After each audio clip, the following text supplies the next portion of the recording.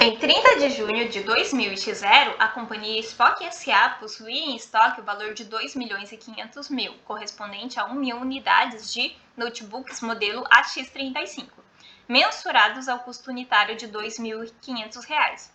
O preço praticado pela empresa para este modelo era 3.500 a unidade. Então, a Spock S.A. vendia esses computadores, que foram adquiridos a R$ 2.500, por R$ 3.500, tendo uma margem de lucro de R$ 1.000.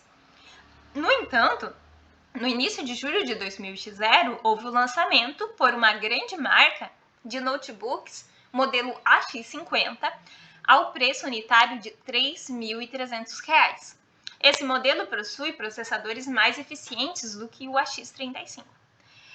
Então, houve o lançamento de um modelo, que é o AX50, ao preço de venda de R$ 3.300. Esse modelo é mais jovem e mais eficiente que o AX35, que é o modelo da Spock S.A.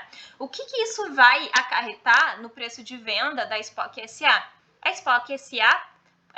muito provavelmente, quase certo, de que não vai conseguir mais vender esse modelo, pelo menos todo o seu estoque, a 3.500 a unidade, uma vez que os usuários de notebook vão preferir pagar pelo modelo AX50, que é mais barato e mais eficiente. Então, a Spock S.A. tem evidências aqui de que o preço que ela praticava não é um preço mais possível de ser praticado.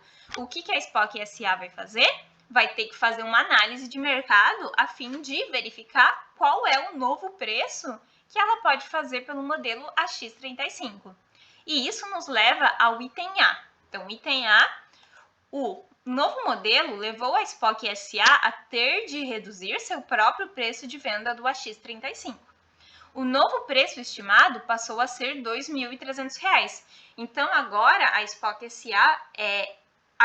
define que o novo preço será R$ 2.300, porque eles não acreditam que conseguem vender o notebook a um valor maior do que esse. Porque um concorrente melhor fez o quê? Com que o notebook tivesse uma obsolescência, o notebook ficasse defasado em termos de preço e tecnologia. Contudo, para que a venda ocorra, estimaram-se comissões de 2% aos vendedores. Com base nessas informações, procede o reconhecimento contábil de ajuste na conta estoque. Ok? Então, vamos responder a essa questão aqui, a questão A. O que a questão está falando? Está falando que a Spock S.A. estimou um novo preço de venda para os seus notebooks, que é R$ 2.300. Se a gente olha o enunciado da questão, a gente vê que o custo do notebook, cujo valor é o valor do mensurado no estoque, é de R$ 2.500 a unidade. O novo preço de venda, o novo preço pelo qual a Spock acredita conseguir vender este notebook é R$ 2.300. Então, a Spock acredita que hoje, em função deste concorrente, ela não consegue mais vender o seu notebook pelo seu próprio custo. Então, a Spock ela já vai vender esse notebook com perda, com prejuízo. Ela não consegue nem recuperar o custo de aquisição do notebook, uma vez que existe um concorrente. Ela acredita que hoje, ela tem evidências de que hoje ela consegue vender o notebook a 2.300. Então, se ela não mais consegue vender o notebook ao seu custo original de 2.500, o que a gente precisa fazer? A gente precisa fazer um ajuste de modo que esse custo ele fique estimado, ou melhor, o valor, o saldo do estoque fique estimado ao valor que é o valor que a Spock acredita que consegue realizar, ou seja, o valor realizável líquido de outros custos que a Spock ainda precisa incorrer para que a venda seja possível. Que custos podem ser esses? Podem ser custos com comissões, podem ser custos para concluir o ativo, que é comum no caso da produção, outros custos que sejam diretamente relacionados, impostos relacionados à venda do ativo, por exemplo. Aqui a gente tem um custo de comissão. Então, para que uma despesa de comissão, para que a venda do notebook ocorra, os vendedores eles recebem uma comissão, um incentivo de 2% sobre o preço de venda. O preço de venda esperado é R$ 2.300, o que para uma quantidade de 1.000 notebooks, a gente tem um total estimado de R$ 2.300.000. A comissão ela é 2% sobre o preço de venda. Então, 2% sobre R$ 2.300, R$ 46 é o gasto estimado para que esse ativo seja vendido. Não temos outros gastos aqui estimados para que o notebook seja vendido. Então, o nosso valor realizável líquido vai ser o preço de venda menos o gasto estimado com a comissão. R$ 2.300 menos R$ 46, a gente tem um valor realizável líquido para este notebook de R$ 2.254, o que dá R$ 2.254.000 quando a gente mensura todos os 1.000 notebooks.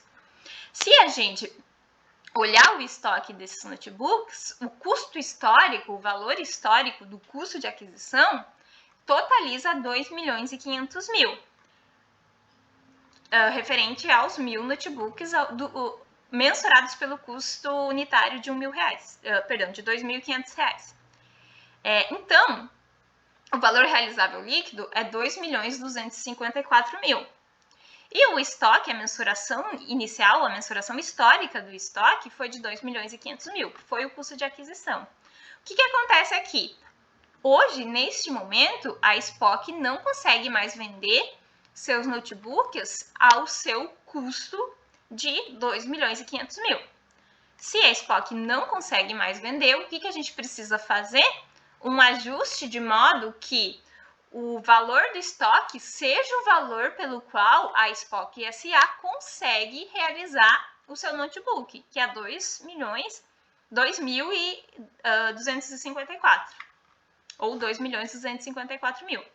Então, a gente precisa fazer o ajuste para que esse estoque de R$ 2.500.000 passe a ser de R$ 2.254.000, que é o valor realizável líquido do estoque neste momento, e é um valor menor do que o custo histórico. Então, repare que o custo histórico está por um valor defasado.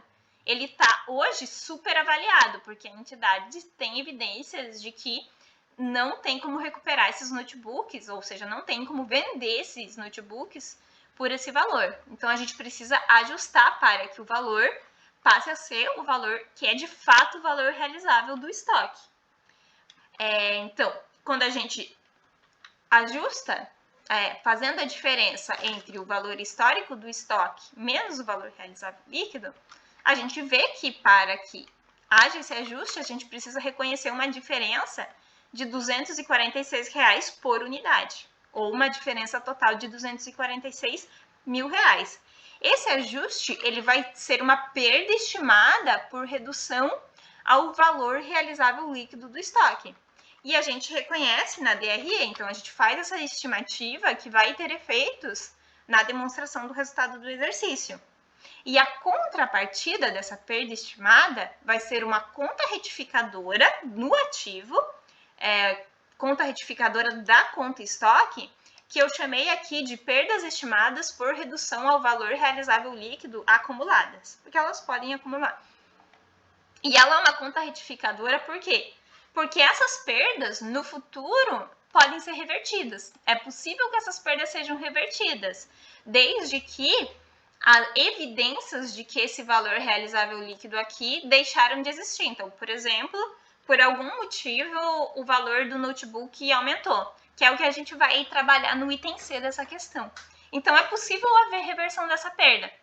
Então, por isso mesmo, a gente vai reconhecer ela em conta retificadora, mantendo o valor histórico da conta estoque. Então, o valor histórico, ele permanece aqui. Então, temos aqui o valor histórico de R$ 2.500 na conta estoque. O que a gente vai fazer? A gente vai reconhecer essa estimativa de perda a débito na DRE. E a contrapartida vai ser esta conta retificadora chamada perda por redução ao valor realizável líquido acumulada. Reparem, o lançamento ele é muito simples, porém toda a lógica por detrás disso é a lógica de recuperabilidade, ou seja, a gente não pode manter o estoque a um valor de custo se esse custo é um custo que não se justifica mais num plano real, ou seja, o estoque de fato tem que representar esse custo. Se por qualquer motivo temos evidências de que o estoque perdeu o valor e aquele custo não se justifica mais, ele reduziu, nós temos que fazer este ajuste para garantir que o estoque ainda tem uma representação fidedigna. Se a gente fizer aqui um cálculo de diferença, 2.500.000, que é o valor histórico, menos 246 mil, que é a perda que nós estimamos, a gente chega ao valor líquido de 2.254.000, que é justamente o valor realizável líquido. Então, o estoque passa a ser estimado ao seu valor realizável líquido neste momento.